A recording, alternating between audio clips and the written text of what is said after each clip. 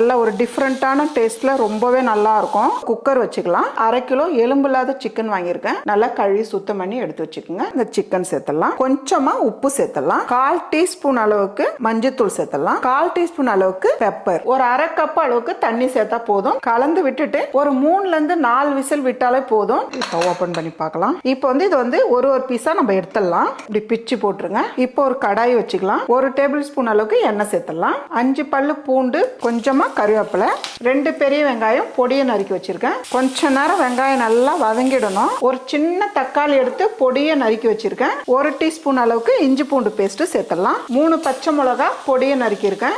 இதெல்லாம் சேர்த்து நல்லா கலந்து விட்டுருங்க. ஒரு 4 சிட்டிக்கு அளவு ஜீரகத்தூள் சேர்த்துடலாம். 1/4 டீஸ்பூன் அளவுக்கு மிளகாய் தூள் சேர்த்துடலாம். 1/4 டீஸ்பூன் அளவுக்கு மல்லித்தூள் சேர்த்துக்கலாம். கரம் மசாலாவும் 1/4 டீஸ்பூன் அளவுக்கு சேர்த்துக்கலாம். கொஞ்சமா உப்பு. இந்த அளவுக்கு நல்லா கலந்து விட்டுட்டு சிக்கன் வேக வச்ச தண்ணி கொஞ்சமா இருக்கு, நம்ம இதுல சேர்க்க போறோம். அவ்வளவுதான். இதை சேர்த்து நல்லா கலந்து விட்டுருங்க. நம்ம சிக்கன் சேர்த்துடலாம். இந்த அளவுக்கு நல்லா பொடியா கட் பண்ணி எடுத்துக்கோங்க. சிக்கன் சேர்த்துட்டு நல்லா கலந்து விட்டுருக்குமா.